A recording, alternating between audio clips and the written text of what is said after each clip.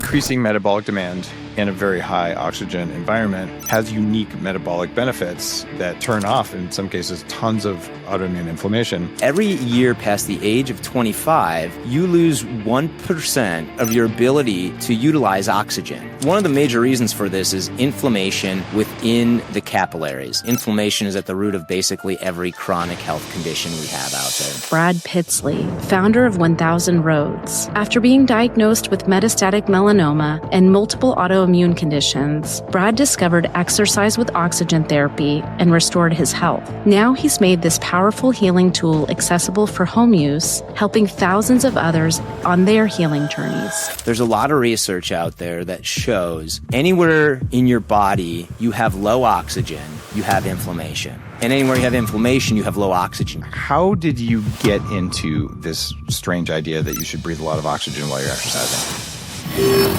You're listening to The Human Upgrade with Dave Asprey. You might have heard me talk about being 300 pounds in my early 20s. And I did everything you could possibly do. And I went really deep on all the bizarre stuff. And I was living in a small farming town in Northern California. And I went to the 24-hour fitness. I think it was called Nautilus back then. And I said, I'm going to work out 6 days a week, 90 minutes a day, no matter what. It doesn't matter if I'm tired, I'm sick, I'm just going to go. And it's going to be non-negotiable because I have to lose this 100 pounds. I do not want another knee surgery. So one of the things I learned about was something called EWOT. It was very unknown. This would have been 1995, maybe, something like that, maybe even 1994. And I was like, how do I do this? So I went to Craigslist and I bought an oxygen cylinder that was full of oxygen because medical oxygen is very well controlled. And I went to the gym and I brought in this big oxygen cylinder and I got on the treadmill and I put the oxygen mask on, like I had emphysema. And I'm this, fat, early 20s kid on the treadmill, sweating my butt off, breathing through an oxygen mask and thinking I must be the stupidest looking person in the gym. Little did I know that I was just the coolest biohacker. I was ahead of my time maybe. But that was my first learning about EWOT, or exercise with oxygen therapy. And it's something I've experimented with ever since. We have a similar technology at Upgrade Labs today. So I wanted to go deep with you on this episode and bring in an expert who's really, really learned what happens when we change the intensity of what goes into our bodies and change the type of oxygen. This is not hyperbaric. It's something different.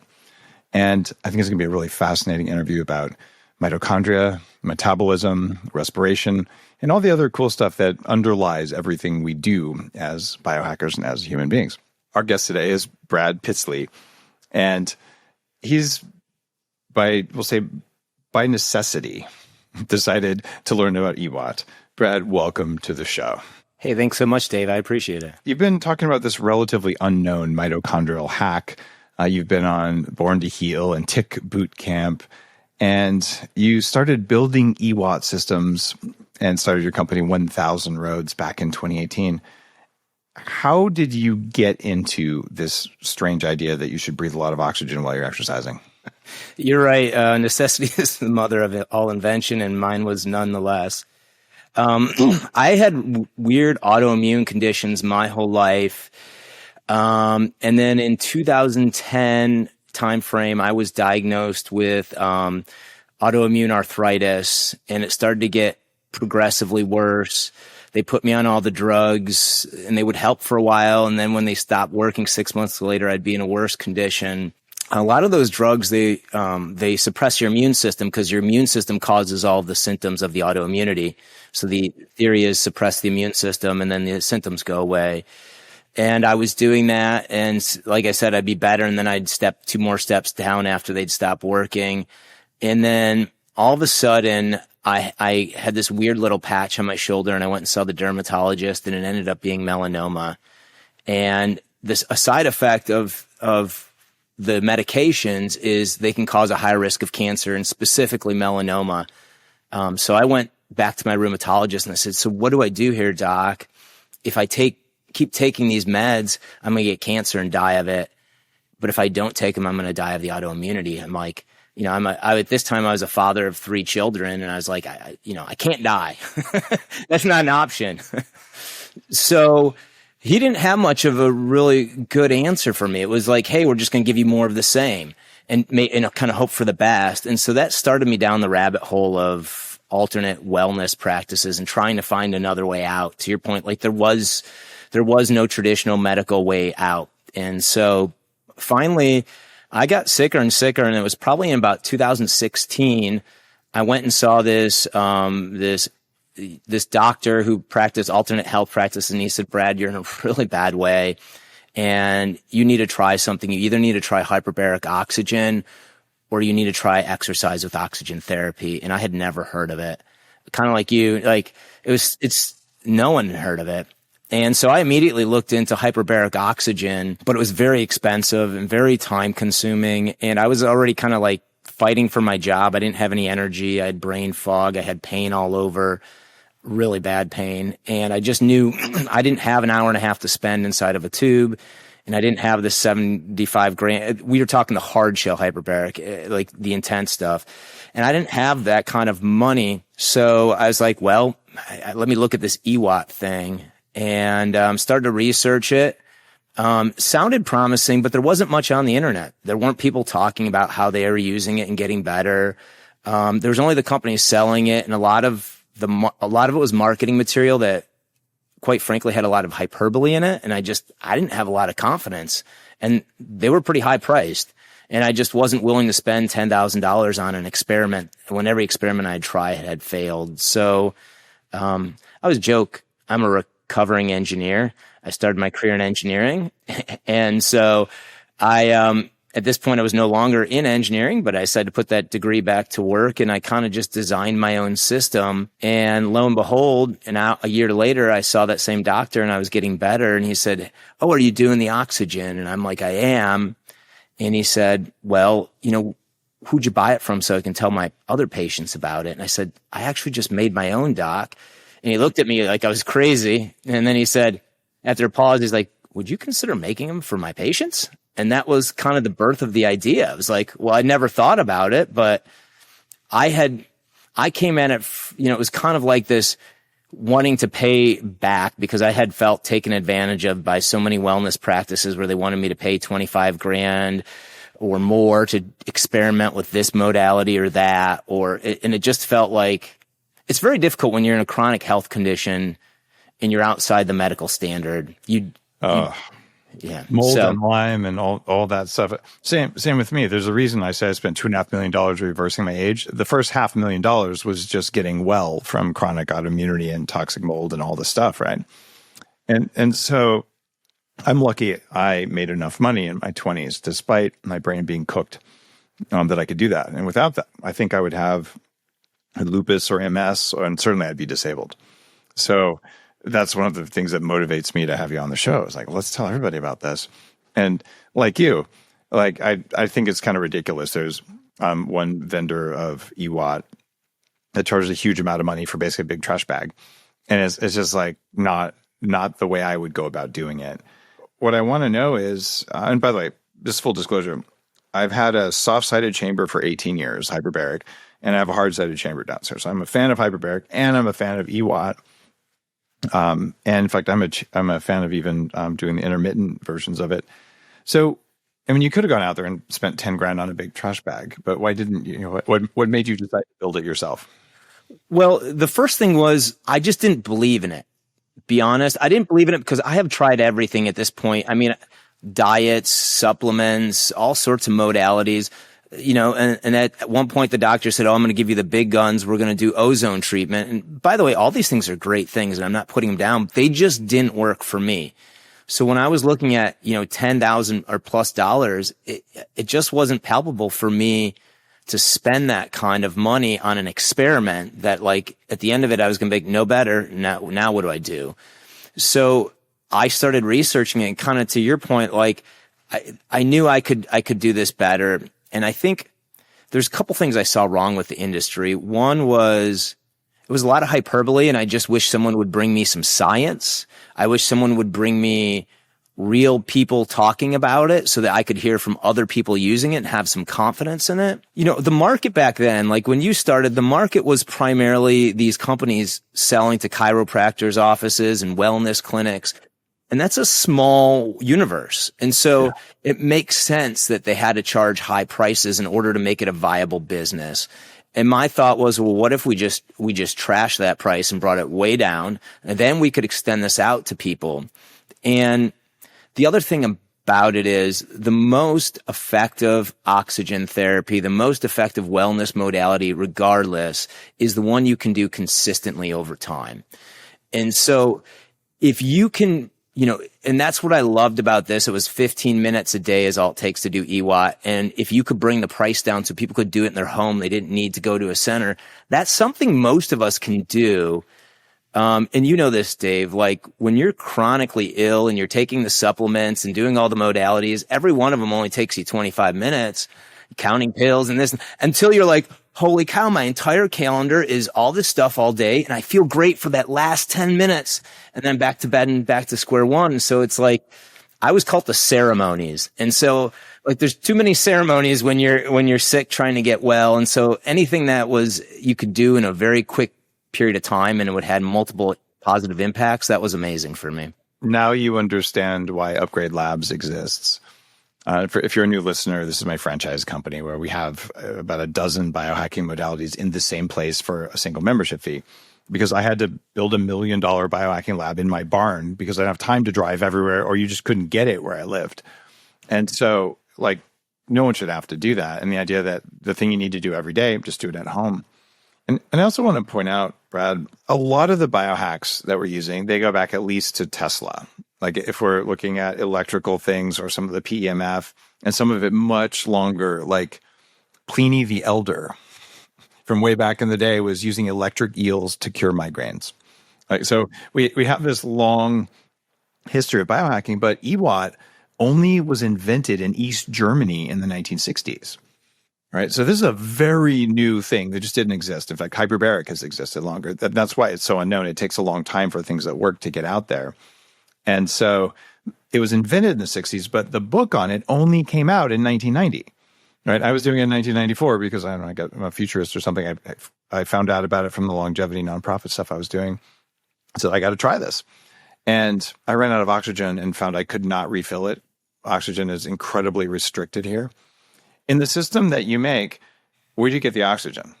That's a great question. So we use a device called an oxygen concentrator, and effectively what it does is it takes the air you're breathing that's at 21% oxygen and it purifies it to 93% oxygen. 93 is the medical spec they use. So these are the same sorts of machines that people who have like COPD or emphysema would use in their home when they need supplemental oxygen.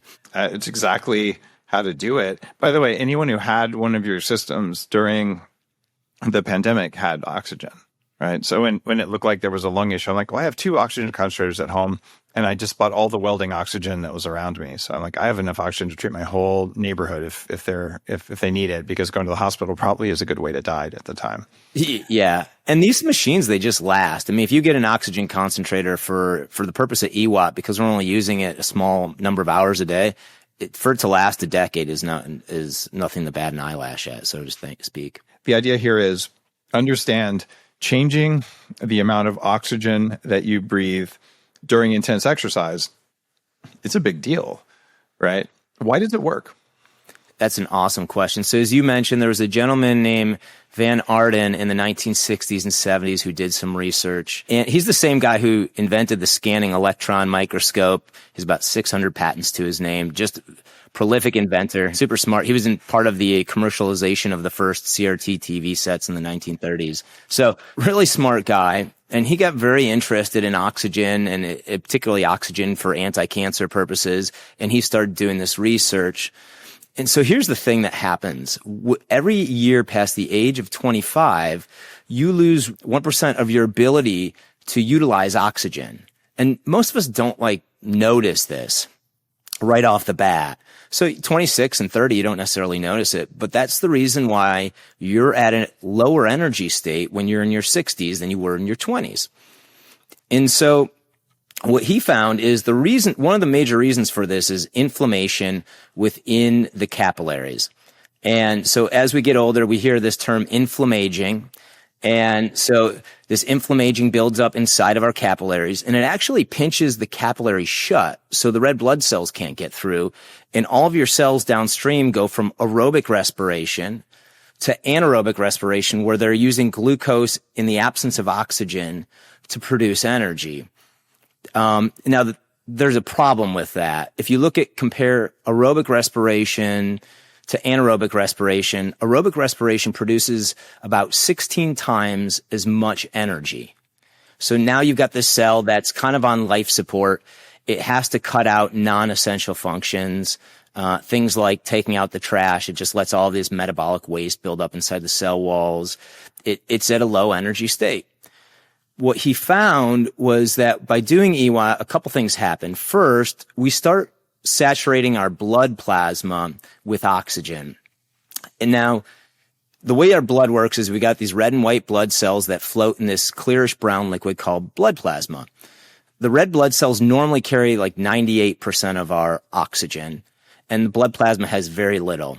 But when you're doing EWOT, because of the massive amount of oxygen you're bringing in, you actually start to saturate this blood plasma.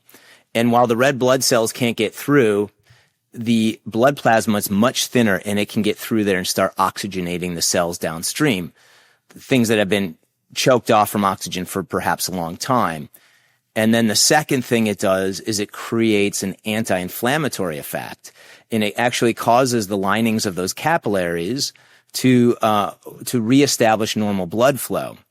And so he had some elderly folks do a few sessions of EWOT, and then he had them come back like 3 months later. And he measured them, and he saw that there was a durable change. It wasn't just opening these capillaries while they were doing EWOT. It continued to remain open, and it reestablished more youthful blood flow. And so that's more youthful oxygenation of your cells. It reignites mitochondrial biogenesis and ramps it up. So that is the root of it. And one of the most powerful things, it does so many things. So oxygen is intensely anti-inflammatory. So there's a lot of research out there that shows anywhere in your body you have low oxygen, you have inflammation. And anywhere you have inflammation, you have low oxygen. You can't have one without the other. So obviously, when you start flooding your tissues with oxygen, you're creating this powerful anti-inflammatory effect, not just in your capillaries, but everywhere. And so, as I'm sure all your listeners know, inflammation is at the root of basically every chronic health condition we have out there. So that's the first thing. It's anti-aging. It's anti-inflammatory. Obviously, it's important for energy. It increases our energy production. And that's not just about us feeling like clear-headed and having energy for the day. That's about your liver, your brain, your skin, all of them doing the things they need to do at their best. And then the last thing really I think is really potent about it is its power for detoxification. The one thing I don't hear many people talk about, which surprises me, is actually 70% of your body's detoxification actually happens through your lungs. That's your biggest detox organ. And so obviously breathing in and out oxygen is helping there, but oxygen helps detox in a variety of ways. We talked about your body being in a low energy state and building up all these toxins inside the cell wall. Well, when you flood them with oxygen and they re-energize, they can start dumping all these toxins out.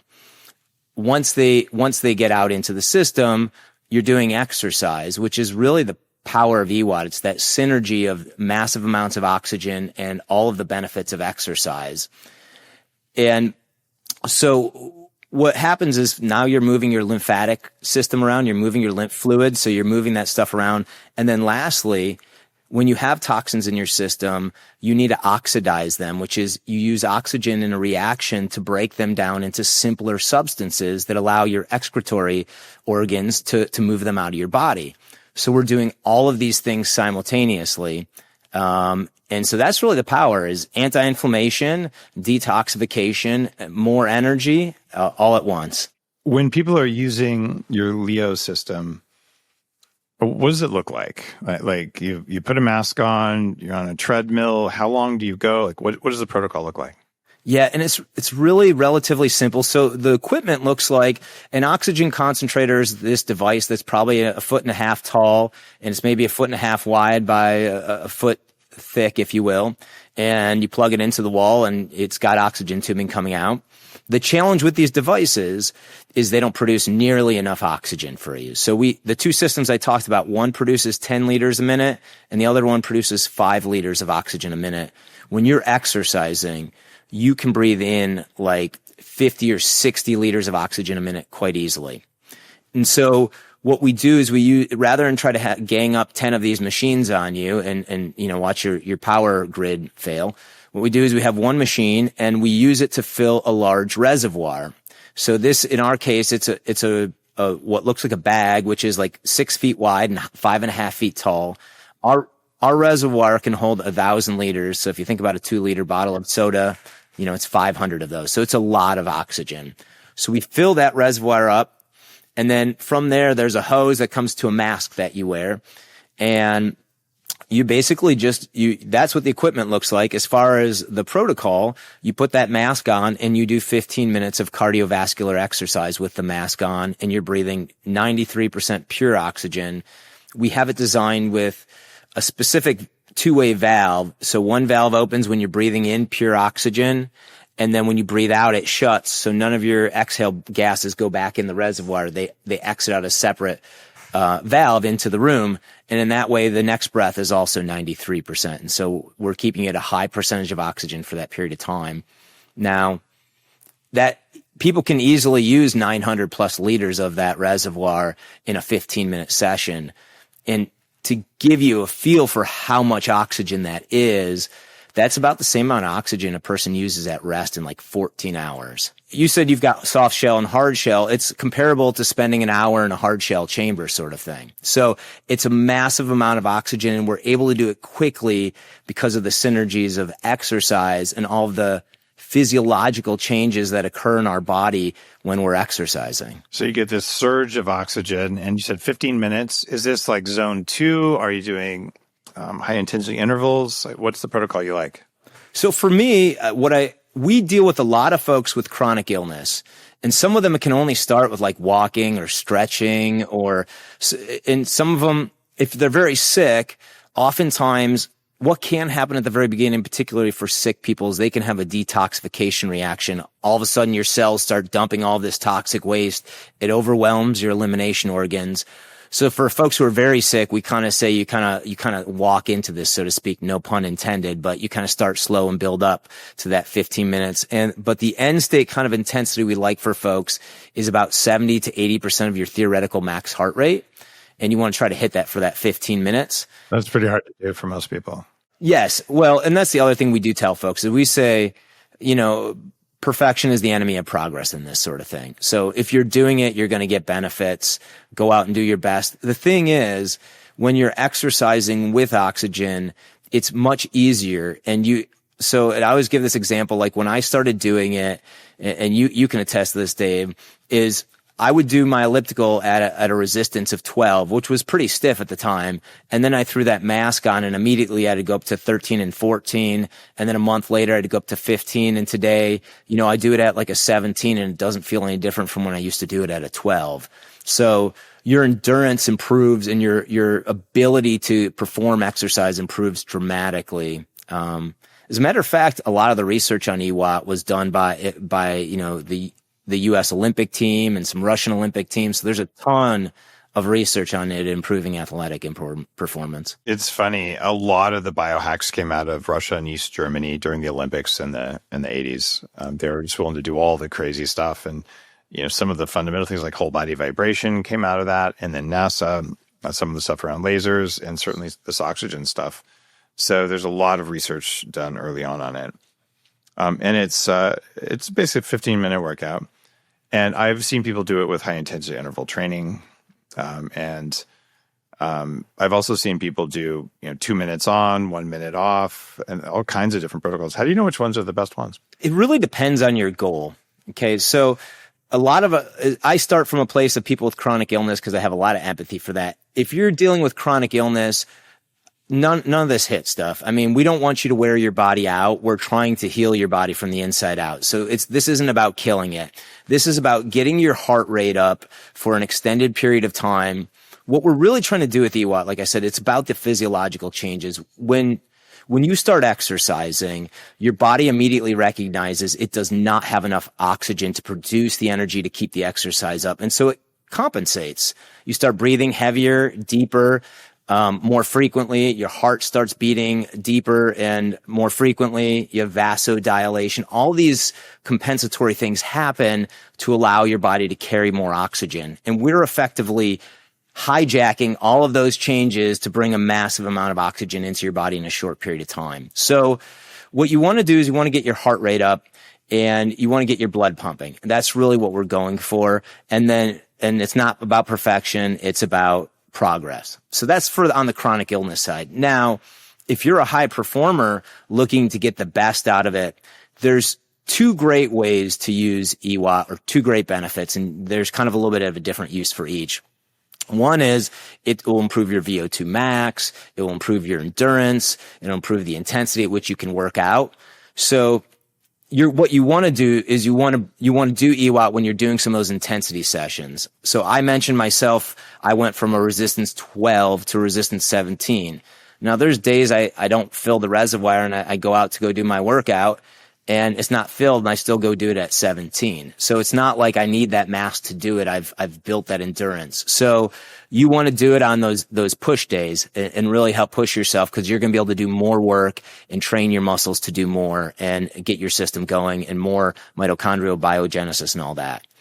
The second way, equally as powerful for people who are looking for high performance, is to use it for recovery. So when your body runs out of oxygen and it switches to anaerobic respiration, it produces a massive amount of waste products, including lactic acid, which is what makes our muscles sore. When we use oxygen, you need oxygen to break down lactic acid. And so when you do it for recovery, it helps you so you can get to the next thing more quickly. And my example there is like weightlifting. I'll lift weights a couple times a week, and I'll do EWOT right afterwards. But if I miss a week or two because I'm traveling or something's come up, I never get muscle soreness, which is like shocking to me, because when I was like 33, if I missed a week and a half and I tried to come back, that hurt. So it's kind of the magic of oxygen. So it's those two places where you want to use it. You want to use it to push to improve your performance, and you want to use it for recovery to help get yourself back for that next session sooner. How do people feel when they do it? Some of the targets for biohacking, things like brain fog, energy levels, VO2 max, HRV. How would I know what's working? The interesting thing is we have a lot of folks, obviously we have a lot of folks who are biohacking and doing it. And many of them come back to us and just say, this is my favorite thing because it's the most noticeable results. We have folks who get on and immediately they notice a boost in energy, in clear-headedness, and in sleep quality. Those things they'll notice right away, or they'll notice they're able to do more exercise than they've been able to do before. Some people don't notice that. I was actually in the former camp or in the latter camp, where I didn't notice any benefits from EWOT because I was so sick that it took about 3 months before I started to notice the benefits. Because I had so much I was described like a bathtub filled with inflammation. I was draining it, and you just don't notice it's draining until it kind of comes down to a level where you're like, wait a second, wasn't this thing to the top? It's now 8 inches down, sort of thing. So it kind of depends. Most folks will notice something within a few weeks. You'll notice clear-headedness, you'll notice energy, you'll notice sleep, and you'll notice better athletic performance. That's pretty noticeable. The day of it, though, you ought to feel a clearing of brain fog, right? Yes. A lot of folks, myself included, I've noticed that, where it clears your brain fog. So brain fog really comes down to a lot of times inflammation in the brain. Our brain uses like 20% of our oxygen, and it's only 2% of our mass. So it's the biggest oxygen consumer. So when you're flooding your body with oxygen, obviously it's getting a ton of oxygen. It's relieving that inflammation, and it's helping all of your cells go back to aerobic and be able to do everything they need to do. So we do have folks who notice a lot of clear-headedness.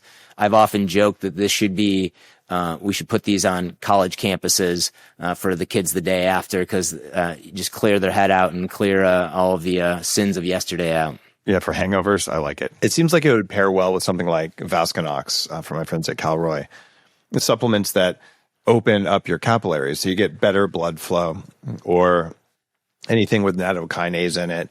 StemRegen has something like that. I think it's their mobilized product. And the idea here is more liquid blood or more open capillaries would make a huge difference while you're doing this. So I would want to probably pre-treat if I was going to do it. What else should people do before or after they do a session on EWOT? Yeah, those are great ones. Those and L-arginine, anything that leads to vasodilation is an awesome idea to kind of boost the power of it.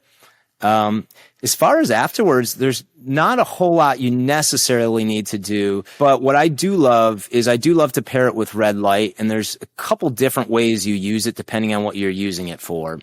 So if we think, the way I think about it is, red light basically works from an oxygen standpoint as well. A lot of folks don't realize this, but EWOT's all about driving oxygen supply. It's a massive amount of supply. It's 14 hours worth of oxygen in 15 minutes, flooding your system.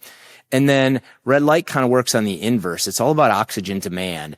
It stimulates your mitochondria to suck in oxygen and produce ATP to generate more energy to do everything they do their best.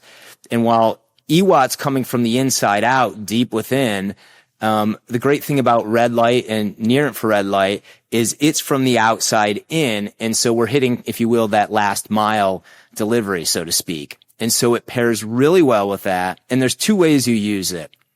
If you're going for athletic performance, I recommend you do the red light first. So the reason is now all of a sudden your mitochondria are fired up and they're ready to suck in oxygen. And now you're throwing in a huge amount of supply, and you're going to improve the amount of work you can do, the amount of exercise you can do in the performance. For people with chronic health conditions, it's a little bit of the opposite. I recommend they do it afterwards. So you first flood your body with oxygen so that it has all the supply. When you get off the exercise equipment and you go lay down underneath that red light or however you're using it, you've got that excess supply still floating around, and then you turn those red lights on and generate the demand, which is pulling more of it in, and it's already there within your system. Because for those folks, asking for more demand when they have kind of a supply problem due to inflammation is a challenge. So that's how we stack that. Okay. I like it. It seems like something like CoQ10 might be really helpful. Anything that helps mitochondria, MitoQ, PQQ, timeline. Like you should take a full mitochondrial stack at the same time, shouldn't you? You can definitely do that. And all of those things can help speed up the end game is what it really comes down to. Because at the end of the day, you are supplying so much oxygen that you generate this mitochondrial biogenesis at such a large level that you kind of effectively over time you optimize. Now, sometimes over time, like for me, I continue to see incremental benefits from EWOT into my third year, which I found is pretty shocking. You think any kind of exercise program you're doing, you're going to like level off at like 6 months or something. Now doing something like that will probably compress the timeline. You probably won't be looking at 3 years. You can probably bring it down to, 20 months or 2 years sort of thing by something like that. What aging markers change when you're doing EWOT therapy? Oh, obviously inflammation comes way down, which is a big one. Energy production goes way up. I'll tell my story on this one, and I don't remember all of the age markers on this, but so that same doctor who recommended EWOT, a few years later I went in, and he says, maybe a year or two later, I still wasn't all the way better, but I was on the way. And he said to me, hey, I've got this new machine. It's called a bioenergy tester, and I want to have you do it. I want to get you in my database, see what you can do. He just had a hunch. So basically this was a machine where they had you, basically you sat down and took your blood pressure, your heart rate, your breathing rate, all of these biomarkers. And then while you're resting, first thing in the morning for me, and then they put me on the bike, and the nurse says, look, this bike is going to keep progressively increasing intensity until you fail. And fail is, I think your heart rate gets up to some point, or your breathing rate. And she said, it'll take you about 8 to 12 minutes. And so I said, okay. So I got on the bike and I just kept going, and it was 8 minutes, 12 minutes, no big deal, 20 minutes, no big deal. Finally, at like 24, 25 minutes or something like that, finally it hit. And so I got off the bike and she was just shocked, staring at me. She's like, what are you, some sort of ultra endurance athlete? And I laughed. I'm like, no, I'm definitely not doing that. I'm like just trying to get over this chronic illness. And they gave me all these test results, and they looked at my mitochondrial function. They looked at my heart health and some of my other, organ health sort of thing. And they were telling me, they were quoting me that I was 10 and 20 years younger than what they would have expected for someone my age. It was really kind of shocking. And at that time, I still wasn't like 100%. So it was kind of shocking to me. Incredible. One of the guys who did talk about EWOT and may have been my inspiration was Frank Schallenberger back in the day. And he's been a major proponent of ozone therapy as well. And so it's all about mitochondrial function here. But other than that research, I haven't seen much in the literature about EWOT unless I just missed it. So have you done new studies? Are there other people doing studies? There are new studies. There were some studies out of University of Cincinnati on COVID that they were working on, long COVID. There's actually was one in 2018 on mitochondrial biogenesis. If you look up, so the term you research, if you're looking to look up EWOT, it's called hyperoxic, hyperoxia or hyperoxic exercise. So hyperoxic is just the fancy medical term for high oxygen. It's the opposite of hypoxia, which is low oxygen. So hyperoxic exercise, there's a ton on that. So obviously Von Ardeen did a lot of great things on like the cancer. He showed that he could by using EWOT, he could take a cancer cell and unprime it, so to speak. And he did some of the anti-aging research, which is foundational. Since then we've had a lot of sports, and athletics. But the other thing that it's relevant to it is anything you see with, hyperbaric is generally relevant to EWOT because they're two modalities that are effectively using high volumes of oxygen to flood the blood plasma and the body with oxygen. So they're pretty much, oftentimes they're analogous in that respect. I can say there's a huge amount of new research. We just did an episode looking at the different pressures of hyperbaric oxygen, that 1.3 atmospheres does something different. And I feel like in the world of biohacking, this idea of manipulating the mix of gases and the pressure of gases is just now coming into maybe its teenage years in terms of being known. And we definitely use a hypoxic system at Upgrade Labs. I mentioned, I have the OxyHealth system downstairs, and it's definitely helped a lot with brain injury. And I've first used EWOT. Good God, I'm dating myself. Is that really 31 years ago? It is. Jeez. So all of these are part of my biohacking stack. And I feel like over the next few years, way more is going to come out. In fact, I'm waiting delivery of a xenon gas cylinder. I wrote about that that was in my longevity book in Superhuman, where it actually increases EPO and gets more blood cells going without having to use EPO. So I don't think the World Anti-Doping Association would complain, but if they would, that just means it works better. So my personal mission is to remove the Anti-Doping Association from the planet because it's a scam and they're harming athletes, and I like athletes. So, okay. So what else is going to happen in the future of EWOT? So you've got a very accessible system. I would say it's the best one on the market. It's also very fairly priced. And the bag you use is like, it's a good bag. The original stuff I'd tried from the $10,000 guys, it was not a good experience. We'll put it that way.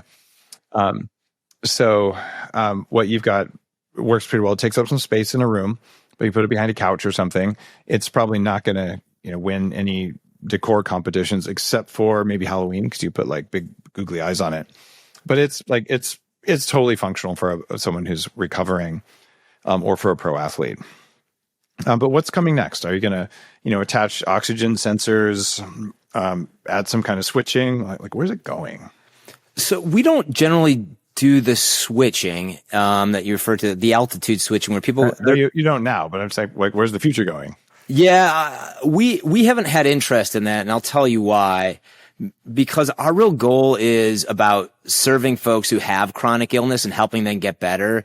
And the issue with the low oxygen switching, so there's one company that was really big into that, and there was a couple other companies that did it, and several of them kind of had gotten out of that. But the issue is, like I had mentioned earlier, anywhere in the body you have low oxygen, you have inflammation. And so a lot of our customers are dealing with runaway inflammation. And so we don't recommend that. Quite honestly, if you want to do that, we tell folks the easier way to do it is you can do breath holds while you're exercising, because a breath hold is 0% oxygen. It's even more severe than low oxygen. And it doesn't require you trying to turn a switch while you're trying to balance on a machine sort of thing. But for people with chronic health, we don't do that. Our goal is to build out a suite of available products for folks with chronic health conditions and make them affordable, things that are science-backed. You know this, Dave, you learn so much getting better, right? Like nowadays I see so much of it's actually becoming mainstream, more and more of it. But, there's so much I've learned too, and I want to bring some of that out and bring that to folks and bring more of that. So there's some other ideas we have in the can, even beyond EWOT. But as far as the future of EWOT, I think is less about the technology upgrades to it, because like you can't measure the oxygen difference. So you can't put one of those pulse oximeters on your finger and see a difference, because you're at 99%. You're at 99%, right? Yeah. It's measuring red blood cells, and we're talking about plasma, which it can't measure, right? So there's not like a feedback mechanism that's readily available to the public. Really, I think it's really about a revolution in availability, right? If we can get more people to make it available, that's the big revolution. I mean, in the EWOT space for me. So just getting it out there, making it more affordable. Any opportunities to make it more portable? More portable? That's a good one. I wish there were. The challenge is if you need 60 liters of a gas every minute you're exercising, imagine trying to run outside while you're carrying a floating balloon with, you're going to hit the power lines, and I don't know if I've got the insurance for that. So, just to be honest, then you're talking about compressed gas, and compressed gas is where you get into a dangerous situation. You don't want to have compressed oxygen if you have a leak or something that gets into a challenging situation. So that's difficult. There are ways to make instantaneous generation so you don't need that reservoir. Unfortunately, those are price prohibitive for home use. Now, if you're talking about that for clinic use, I think that's something that you're going to see more and more of in the future. And for highly motivated listeners, you can buy probably 4 oxygen concentrators and put them all together and get enough to be useful, right? Probably not 4, probably 5 or 6. 5, okay. You could. Now, here's the challenge with that. The challenge with that is, as I mentioned, our mask and what we use with these kind of traditional EWOT systems, it seals around your face and it has this 2-way non-rebreather valve so that you're not breathing back in your exhale gases. If you're trying to gang up these concentrators using an oxygen tubing, it's going to be forcing, like you're going to feel like you're underneath a pressure washer of oxygen, and likely you're going to have a mask that leaks around the edge. So you're not going to get quite as good of a workout as if you had a sealed mask in a kind of a bigger hose feeding you. Okay, that's a fair point. Do people mix it with ozone? Like, do you do ozone before or after? Do you mix it, maybe do hyperbaric one day, EWOT another day? Like, do we know what works? You can mix it with ozone, no problem. I've mixed it with ozone. I've used it for, like I've said, I've used ozone for a variety of things, and no issues with that whatsoever. They work in a little bit of different ways. And kind of I think of them as different purposes. Although obviously you do get oxygenation through ozone as well. It's also it's also basically causing all the free radical changes in the body, I believe, that have a chain reaction. As far as with hyperbaric, you can, like I said, they're effectively offering similar benefits. We do generally see folks tell us, and you can tell us if this is true for you, Dave, it's a more noticeable with EWOT versus hyperbaric early on. They notice a bigger difference when they start doing it. But we do have some folks out there who've come from hyperbaric and go to EWOT. We have some folks out there that are doing a little bit of each as well. So you can mix them. There's no harm in it whatsoever. As long, within bounds, obviously. Like, there are folks out there who are doing alternate cancer protocols, who are doing, and there's people out there recommending you do EWOT 3 times a day. There's no harm in doing that. I just think you're overworking your body because there's exercise involved, sort of thing. Oxygen is also a pro-oxidant at very high levels. You can get an overdose of oxygen. I don't know that I would recommend 3 times a day. And we know with hyperbaric that the pressure change, the going up and going down, appears to have a piezoelectric or some other effect. So I would say it's okay to mix them. And it's okay to say, well, I wanted to do EWOT because it was abundantly affordable and I could do it at home, right? And there's nothing wrong with either one of those. So I think if I was saying, all right, I'm facing cancer or this autoimmune stuff that we've both dealt with, I would definitely want an ozone machine. I'd want your EWOT machine. I'd want a soft-sided hyperbaric or access to that kind of stuff. Like, I'd want to live next door to an Upgrade Labs. Yeah, right. Or go in there and get the hard shell stuff. Yeah, exactly.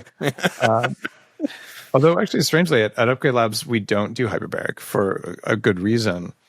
Most people need 40 sessions and then they're done, and they're very long, and people get claustrophobic. And also, I find that leasing a soft shell for use like that, people do it. They do their whole family, they save a ton of money, and then they're done. And they take up a lot of space. So it's rough to run a business that does hyperbaric and other stuff. But to do something instead, we do hypoxic training, which is in the same universe what we're talking about. It's just more time and cost efficient for our clients.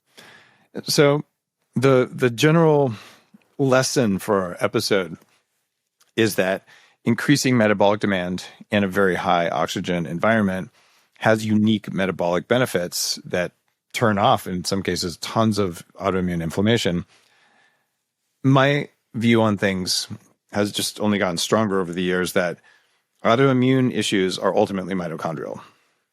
You fix the mitochondria, drop the stress response, the cell danger response, and you fix everything. So having abundant energy in the cells and working cell membranes and working redox potential seems to fix almost everything. I don't care if you're talking about Parkinson's or Alzheimer's or cancer. Like, those all could be symptoms of mitochondrial dysfunction. Now, the cause of the mitochondrial dysfunction could be, in just for Alzheimer's, Dr. Dale Bredesen came on the show. He's like, there's 7 kinds of Alzheimer's, right? Okay. Or even things like ADHD or autism. Daniel Amen, I'm on his board of directors, a good friend, been on the show multiple times, saying, well, there's different kinds of ADHD, but all of them are symptoms, mitochondria. And what you did and what I did was reboot and enhance mitochondrial function, which resolves all sorts of weird stuff. Yeah. One of my favorite quotes is from, that right in that strain is from Arthur Guyton. So Arthur Guyton wrote this medical textbook called Medical Physiology in the 1950s. And every doctor, any one of us or anyone listening to the show has ever gone and seen had to use this medical textbook. It's still the gold standard today. So very well-respected guy. And he said, and I'm paraphrasing here, but basically the root of all disease is lack of oxygen. To your point, that becomes a metabolic issue because at that point, that when our metabolism goes from aerobic to anaerobic, then we don't have the energy we need. Oh, makes it so much sense. In fact, if you go back to maybe the first 10 episodes, this was like 13, 14 years ago, Dom D'Agostino came on talking about hyperbaric oxygen with ketones as a form of cancer treatment. So, like, do ketones cause more electrical output for mitochondria? Yes. That leads me to a question. Seems like I'd want to be in ketosis when I'm doing EWOT with your system, right? Yeah, absolutely. That's one of those things where all these biohacks that we've been talking about for a decade, they all stack, and they're all ultimately, let's get more blood there, let's get more oxygen there, let's get more mitochondria working, let's get the right signal into the body. And the signal that you're putting in with your system, Brad, is high metabolic demand and high oxygen. Therefore, it's safe to increase your capacity. And then when the demand goes away, the capacity remains increased, and then you improve. So it would make sense that works for exercise, for professional exercisers or athletes, and it works for chronic illness. And I very much appreciate that you've lowered the price to make it accessible without democratizing EWOT. The reason is that I don't think other people should be allowed to vote whether or not you're allowed to do EWOT. So we don't need democracy for this. We just need affordable pricing. I agree with you. Less regulation, more freedom, right? Lower costs. Amazing how those go together. If I can keep them out of my healthcare, that'd be great. Thank you. Exactly.